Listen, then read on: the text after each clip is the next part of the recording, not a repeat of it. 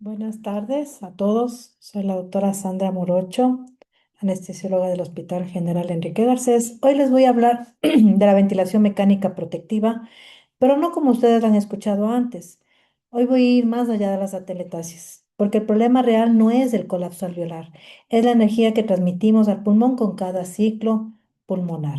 No tengo conflictos de interés y al finalizar estos 20 minutos quiero que puedan salir al quirófano, conectar a un ventilador y saber exactamente qué número verificar en los primeros 2 minutos para saber si el pulmón que ustedes están ventilando está siendo protegido. El recorrido va desde la fisiología básica al pulmón, del pulmón hasta sus estrategias en algunos escenarios especiales. Empecemos por la base, no podemos proteger lo que no entendemos. ¿Cuántas veces hemos tenido un ventilador en la que solo programamos y no entendemos qué significan muchos números, muchos parámetros?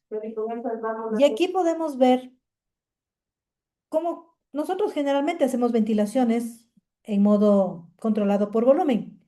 Y todos los ventiladores siempre tienen una curva de presión-flujo. Aquí tenemos la curva de presión-flujo. Otra que también suelen tener, como este ventilador, es la curva de flujo-tiempo y otros la de volumen-tiempo. Esta diapositiva representa la curva presión-tiempo. ¿Qué es lo que nos indica esta? Nos da un tiempo inspiratorio, un tiempo expiratorio. Yo seteo 400 ml mi volumen tidal controlado por volumen, pongo un pi de 5 y mando un volumen. Cuando ya llego a una presión de 400 completado, tope, ahí se me genera la presión pico. ¿Ya? Esta presión pico luego desciende en la expiración y ahí nosotros para lograr conocer cuál es la presión meseta, debo hacer una pausa inspiratoria de 5 a 10% o de 0,3 a 0,5 segundos. Solo con ese parámetro puedo medir la presión meseta. De lo contrario, no voy a poder medir.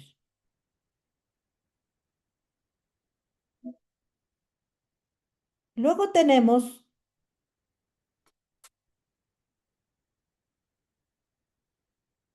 entonces aquí tenemos una presión, una curva de presión.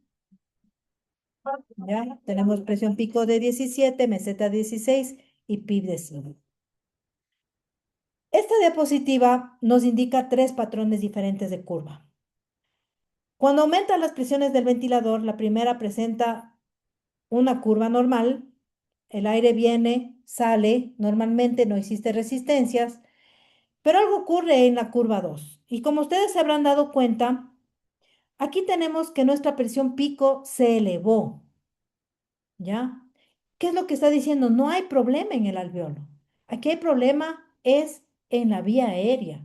Broncoespasmo, secreción, tubo doblado, tubo pequeño, filtro tapado, EPOC, asma, todo aquello que dificulte el paso del flujo, ¿ya? Y más aún si tengo, porque aquí se darán cuenta que la plató sigue normal. Ahora tengo el segundo ejemplo. Aquí cambia todo. Aquí sube la presión y sube la meseta, ¿ya? ¿Cuándo puede ocurrir? Entonces aquí ya el problema no es acá, el problema es acá, en el pulmón, como ocurre en un SDRA, un edema pulmonar, una telectasis, una fibrosis, obesidad, neumotoria, Trendelenburg, cirugía laparoscópica, derrame. Entonces aquí el pulmón necesita mucha presión para poder expandirse. Aunque no exista flujo, la presión alveolar sigue siendo alta. ¿Ya? Por eso el plató está elevado. Eso significa que el problema no es en la vía aérea, el problema es en el pulmón. Y ahí el tratamiento no sería tratar la causa. Luego tenemos la curva de flujo-presión, ¿ya? Y en esta curva de flujo-presión, de flujo-tiempo, en el ventilador controlado por volumen, nos indica qué flujo está entrando al pulmón. Y esto es importante porque aquí tenemos un flujo constante, em, que va diciendo cómo nosotros vamos ingresando nuestro flujo. Que en un flujo constante, el patrón es uniforme y la curva se mantiene rectangular, como este caso. Pero si yo paso a una onda de flujo desacelerante, aquí en cambio el ventilador inicia un flujo muy elevado y lo reduce progresivamente durante la inspiración. Este patrón es característico de la ventilación controlada por presión. Luego tenemos el flujo acelerante. En cambio, aquí el flujo inicia bajo, pero aumenta progresivamente. El pulmón recibe poco flujo al inicio y va aumentando, aumentando, aumentando. Esto lo que tiene es menor eficacia para el intercambio gaseoso y es muy frecuente o tiene mayor riesgo de asincronías.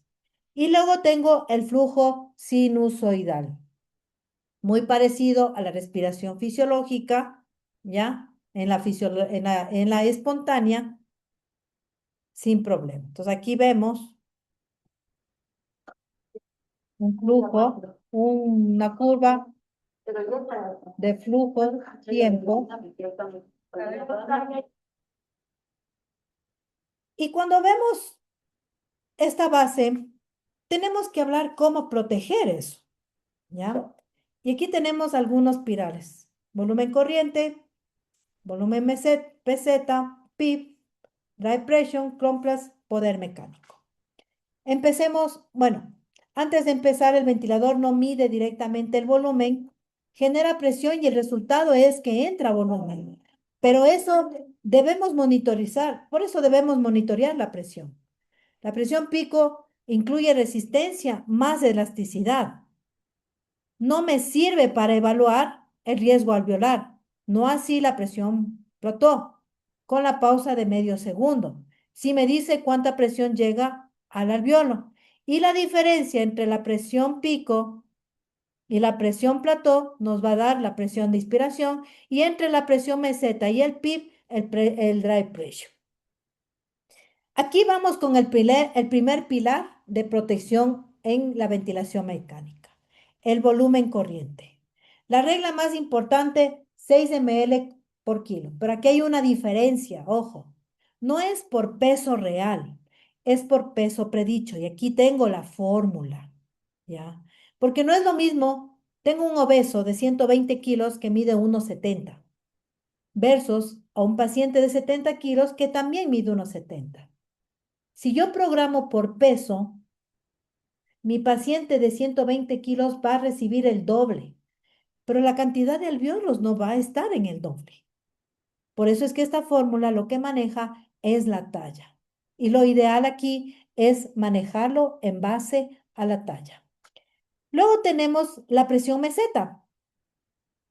La presión que realmente daña o nos dice qué es lo que está pasando con el alveolo. No la pico. Esa incluye la resistencia del tubo y es siempre más alta. Para medirla, ¿qué tengo que hacer? Pues recuerden que esta es la presión meseta, paciente relajado con bloqueo profundo. Hacemos una pausa inspiratoria de 0,5 de 0,3 a 0,5. La presión pico sube, luego baja, hacemos la pausa, se estabiliza. Este es el valor, menos de 30. ¿Ya? Si lo medimos cuando el paciente se está despertando, va a salir falsamente bajo y nos va a engañar. Luego tenemos el tercer pilar, que es el PIF. Y este es el guardián del alveolo. Evita que se colapsen los alveolos entre cada ciclo, pero a veces lo hacemos mal. El PIB sin reclutar primero, ¿ya? El PIB abre, lo mantiene abierto, pero no abre alveolos colapsados. Lo sostiene, sí. Igualmente puede ser que nosotros reclutemos, pero no pongamos el ventilador con PIB. Otra vez se volvieron a colapsar. El cuarto pilar es el drive pressure. Amaranto y colaboradores analizaron en 3.562 pacientes en 9 estudios y vieron que por cada desviación de estándar de aumento en el drive pressure, El odds ratio de muerte aumentaba 1,41, independiente del volumen corriente y del PIB. El drive pressure fue el único parámetro que mantuvo su significancia cuando se ajustaron los demás. ¿Por qué es superior? Porque integra tanto el volumen como el PIB. Eso es lo que nos da. Luego tenemos la compliance, es la elasticidad del pulmón. ¿Cuánto pulmón por centímetro de agua de presión? Lo normal es entre 60 a 100, en SDA menos de 30. Si la compliance baja, el blood pressure sube, aunque el volumen tidal no haya cambiado. Por eso hay que reclutar, por eso hay que recalcular el dry pressure con cada cambio. No es un parámetro estático. Y tenemos aquí un sexto pilar de la protección mecánica y es el power mecánico. Este es un poco de ventilación mecánica moderno. Gattinoni lo describió en el 2016. La idea central es que no solo importa cuánto volumen le damos, sino que tenemos un sinnúmero de parámetros en la que nosotros debemos medir porque tenemos que verificar cuánta energía transmitimos al pulmón por minuto, como vemos aquí en la fórmula. El umbral son 17 joules por minuto, no más de eso. Esta es una diapositiva que se la llevo, que se la quiero que se la lleven, fotografielen. Aquí tenemos parámetros normales, ¿ya? ¿Y cuál es mi meta? Volumen tidal 6 por kilo en peso predicho, plató menor de 30, PIB individualizado, drive pressure menos de 15 y power menos de 17. Sin embargo, hay que pensar en el daño pulmonar, porque cada ciclo del ventilador puede ser el último pulmón o el último que el pulmón tolere. Y aquí tenemos los mecanismos del Billy, trastornos o daño pulmonar asociado al ventilador. Hay algunos. Volutrauma, que es sobredistensión alveolar por volumen excesivo, barotrauma, excesiva de presión, atelectrauma, apertura y cierre, que colapsa en cada respiración, biotrauma FIO2 elevado, libera citoquinas, provoca más daño, mayor falla multiorgánica, ergotrauma, energía excesiva del ventilador a la vía aérea. Podríamos verlo con el power, hipercamia permisiva, que no puede realizarse en pacientes con trauma craneoencefálico. Miotrauma es una lesión diafragmática por apoyo ventilatorio. Flujo trauma debido a flujos que condicionan presiones aumentadas y la injuria asociada al ventilador, que puede ser por aspiración, neumonías, SDRA. Pero ¿por qué era importante conocer eso? Porque el Billy no es un problema de UCI, no solo ocurre en terapia intensiva, ocurre en el quirófano y en pacientes sin CDRA. El estudio IMPROVE de Fortier del 2013 determinó que 400 pacientes sometidos a cirugía abdominal mayor con pulmón sano se dividió en dos grupos, unos con PIB más reclutamiento versus el histórico. Vieron un odds ratio de 0,4 para complicaciones pulmonares, menos de la mitad de complicaciones con el esquema protector. Poviro, en cambio, nos enseñó que el PIB alto sin volumen tidal bajo no protege. Por eso hay que hacerlo viendo el parámetro del paciente. Y el estudio PREVENT demostró que el beneficio aplica incluso en ventilaciones cortas. La ventilación protectiva no es de terapia intensiva y no es del transoperatorio, es de los tres momentos de la anestesia. Porque el Viveri no empieza cuando conectamos al ventilador, empieza con la apnea en la inducción. Y no termina cuando estubamos, es un continuo, hay que proteger al paciente en los tres tiempos. El primer tiempo crítico, la inducción, donde el pulmón está en mayor riesgo y donde menos lo cuidamos. Aquí tenemos tres cosas: la preoxigenación, la hipotensión y el colapso alveolar. Nosotros como expertos en anestesia promulgamos siempre la preoxigenación, tener el tanque lleno. para tener nuestro mayor tiempo de apnea segura. Pero ahí le estamos dando el primer golpe, porque la pérdida del tono al inducir colapsa el 15 al 20% del parénquima pulmonar, más aún si son obesos, embarazadas o ancianas. Y la vasoplegia, que nos lleva a una vasodilatación propia de la inducción farmacológica, nos lleva al 25 a 35% de pacientes que van a terminar en atelectasia por reabsorción. Sumémosle a eso la FIO2 del 100%, que también nos da atelectasia de reabsorción. ¿Esto qué quiere decir? Que yo tengo que buscar estrategias para proteger a mi paciente. La preoxigenación, si es un paciente de riesgo, que ya venga con un CPAP, una FIO2 de 0,8, una posición de rampa, algo que nos aumente el tiempo de apnea. Durante la apnea puede utilizarse cánulas de alto flujo, mascarillas y lo más importante, limitar ese tiempo en el que nosotros podamos entubar. Y el post de intubación inmediata es importantísimo. El ventilador debe ya estar programado. Volumen tidal de 6 por kilo de peso predicho, PIB de 5, FIO2 0,4, no los valores por defecto de fábrica. Y en los 2 primeros minutos hay que calcular el dry pressure. ¿Qué era el dry pressure? Presión meseta menos la PIB. Pero pensemos, siempre tenemos que mantener el equilibrio y tener nuestro alveolo abierto. El equilibrio es surfactante, PIB endógeno, presión capilar. Pero esto no solo es importante, también es las zonas de West. Recuerden que la parte apex, la superior del pulmón, es poco perfundida, poco ventilable. La parte media un poco nos ayuda, pero la base es la que a nosotros nos determina una buena perfusión y una buena ventilación. Y aquí estoy haciendo otra línea de tiempo. Mis 3 minutos críticos. Antes, tono muscular, PIB endógeno, paciente despierto, con propofol, pérdida del tono diafragmático, caída de la capacidad residual funcional. Durante la apnea, 15 a 20% del pulmón colapsa, eso es lo que se demora en hacer efecto mirocondonio. Cuando conectamos al ventilador, el pulmón ya está dañado. Y si no se preoxigena bien, llevamos a a una teletrauma inminente por varios mecanismos.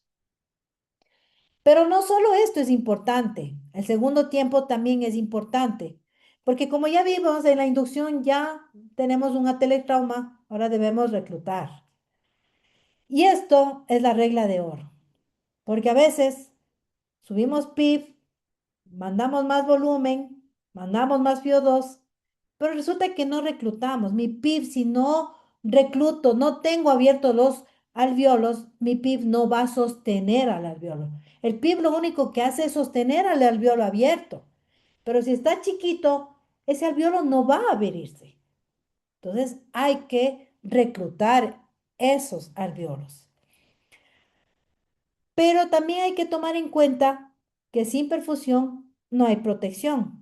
Y el pirvato provoca una baja del gasto cardíaco, genera hipoperfusión. ¿Y esa hipoperfusión a dónde va? A las zonas pulmonares. Y voy a determinar una caída de la zona 3 en mi zona de West, las bases pulmonares. No a eso asociado, ¿no? A la parte laparoscópica que nos sube 2 centímetros y que aún más nos baja. Por eso es que monitorizar la hemodinamia durante el transoperatorio es importante. Sin embargo, no todo paciente es tributario de reclutamiento. 3 indicaciones claves. Saturación menor de 92, con FIO2 de 0,5 o mayor y PIB ajustado. En los 3 primeros minutos post-extubación, siempre al insuflar CO2 en la paroscopía y diafragma, porque esto sube en 4 centímetros y colapsa las bases, Y aquí tenemos un algoritmo en 5 preguntas. Si cae la saturación y el PIB ya está optimizado, tengo una presión arterial media de 65 y no hay neumotoras y el paciente está relajado, sí, proceda, reclute, no va a tener problemas. Pero si tengo una presión arterial media, baja y está saturando bajo, ¿qué es lo que tengo que hacer primero? Recuperar la presión arterial media, norepinefrina. Sin embargo, esto también tiene sus contraindicaciones, porque recordemos y aprendémonos de memoria, el neumotórax no drenado hace que la presión lo convierta en tensión en segundos y aumentemos la inestabilidad hemodinámica activa, más aún si tenemos una hipertensión intracraneal severa. Por eso, antes de cualquier maniobra, eco torácico, porque el PIB ciego, aumentar ciegamente, nos puede matar. Ahora vamos al reclutamiento. Aquí tenemos la más simple, la más estudiada, presión constante en un tiempo determinado. Insuflación, la técnica de la insuflación sostenida del 30-33. ¿Qué quiere decir eso? Pongo la presión a 30 centímetros de agua por 30 segundos, 3 veces. Simple, efectiva, sin riesgo hemodinámico. Luego tenemos la escalonada, la más segura. Sube de a 8 cada 3 a 4 siglos hasta subir a 40. Luego baja en escalones donde la saturación de oxígeno cae. Ese es el PIB óptimo. En cada escalón verifico la presión arterial y esto está recomendado en obesos, laparoscópicos o SDRA.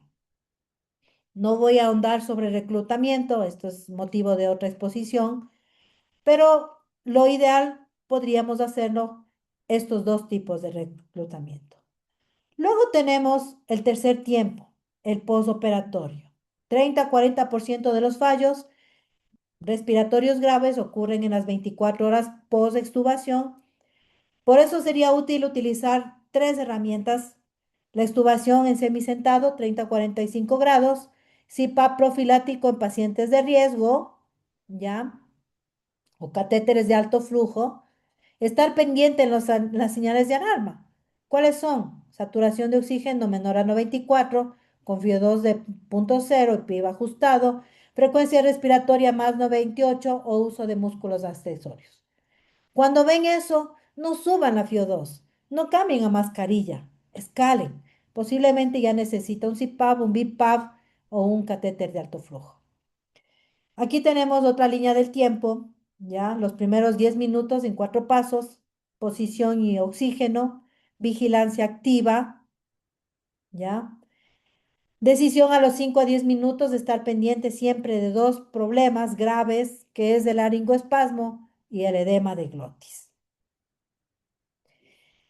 Y de aquí quiero que se lleven, bueno, quiero desmontar 4 mitos.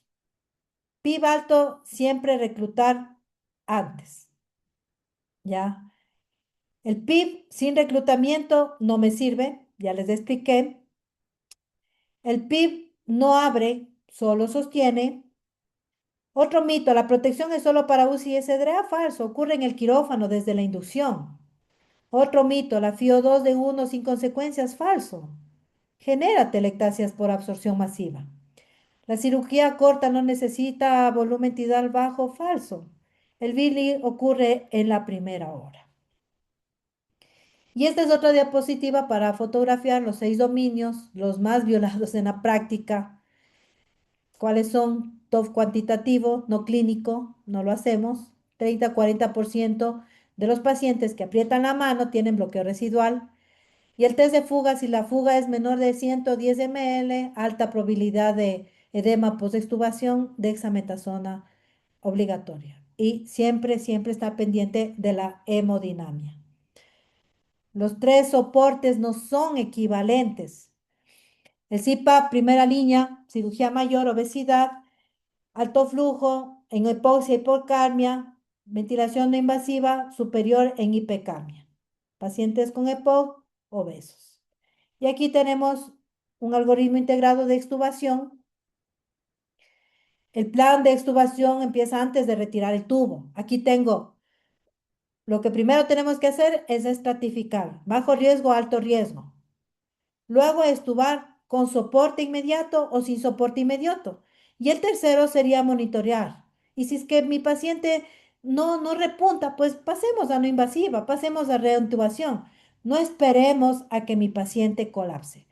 Sin embargo, yo he visto que la hemodinamia, y claro, muchas veces hablamos de vía aérea fisiológicamente difícil, se ve comprometida.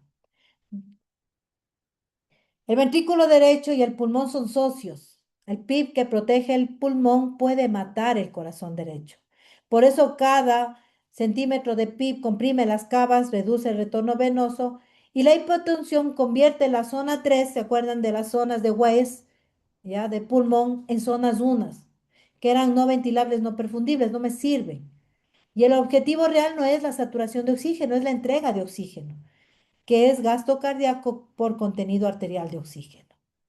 Por eso, la vía aérea fisiológicamente difícil es aquella en que la intubación puede matar por condiciones sistémicas. La saturación menor de 93%, presión arterial media menor a 65, un pH menor a 7,2 y una falla ventricular.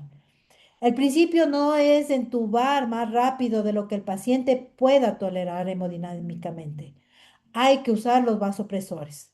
Hay que usar los catéteres de alto flujo, si es que es un paciente grave, o utilizar fármacos de primera línea como la ketamina, que no nos causa mayor deterioro hemodinámico.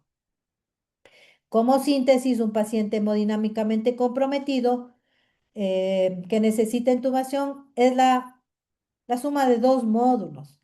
Y la ignorancia de uno no valida al otro. Y es importante ver cómo cambian sus constantes vitales. Luego tenemos la ventilación mecánica en otros escenarios. El trauma, donde esos factores convergen simultáneamente. El paciente traumatizado se dan muchos factores que dañan al pulmón. Hipoxia instaurada, choque hemorrágico, contusión pulmonar, trauma craneoencefálico que prohíbe hipercamia, coagulopatía, triada mortal. La ventilación protectiva aquí es primordial. Luego tenemos un paciente con contusión pulmonar. No es de CDRA, pero el daño es directo, inmediato y a veces asimétrico. Y el SDA post-trauma viene 48, 72 horas posteriores. Puedo tener el paciente inmediatamente del trauma o puedo tener el paciente a las 48 horas porque eh, dejaron ahí en apoyo de paciente, dejaron con compresas para control de daños. El niño, mismos principios, fisiología diferente, el margen de error es la mitad. 5 diferencias claves: consume el doble de oxígeno por kilo, la saturación de oxígeno cae el doble de rápido, la capacidad residual la mitad por kilo, ventana de apnea de 30 a 90 segundos, pared torácica elástica tiende al colapso, anillo cricoideo es el punto más estrecho. 1 milímetro de edema multiplica la resistencia por 16 y la taquicardia es un signo tardío de hipoxia. Ya está compensando cuando sube la frecuencia. ¿Qué es lo que debo hacer? Pues aquí PALIC del 2023 indicó que el volumen tidal no es fijo, 5 a 8 por kilo según el Compliance, y la meta es de 92 a 97, más permisiva porque la hipoxia daña el parénquima neonatal. Siempre estuvar despierto y utilizar corticoides, más aún si tuvieron una ventilación mecánica por ventilación por 24 horas. Luego tenemos el otro grupo, los ancianos, paciente con menor reserva en todos los sistemas. 6 sistemas comprometidos al mismo tiempo. El pulmón con capacidad residual menor, atelectasias más rápido, el corazón con menor gasto cardíaco. El propofol puede colapsar el gasto cardíaco sin aviso. El riñón elimina los relajantes más lento. Bloqueo residual, primera causa de complicación respiratoria. El cerebro con autorregulación frágil, hipoxia más hipotensión, genera daño cognitivo permanente. Músculo más sarcopenia diafragmática. Y en este paciente sí debo titular a 50 a 75%. 3 diferencias claves. CO2 meta a la basal del paciente, no a 40 estándar. El EPOC puede ser de 30. Si no normalizo a 40, le voy a llevar a una alcalosis metabólica grave.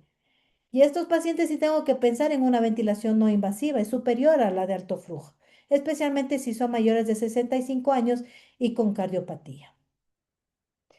Aquí traigo una tabla con 18 mitos. También quisiera que la fotografíen, no lo voy a leer toda, pero quiero descartar alguno. PIB alto, siempre recluta, falso. Volumen tidal de 8 a 10 es estándar, falso, es de 6 por peso predicho. ¿TOF clínico es suficiente? No. ¿La extubación es el fin del riesgo? No. Es el inicio del riesgo y puede ser más peligroso. Y recuerden que nosotros muchas veces no tenemos un paciente que no ha sido manipulado. Ya vienen pacientes que ya han sido operados varias veces. Y ahí tenemos que ver cómo están mis parámetros ventilatorios y cómo yo puedo ofrecerle una ventilación protectiva. Muchas gracias por todo. Muchas gracias por la invitación y les invito a generar sus preguntas para contestarlas al final de esta mesa redonda. Gracias.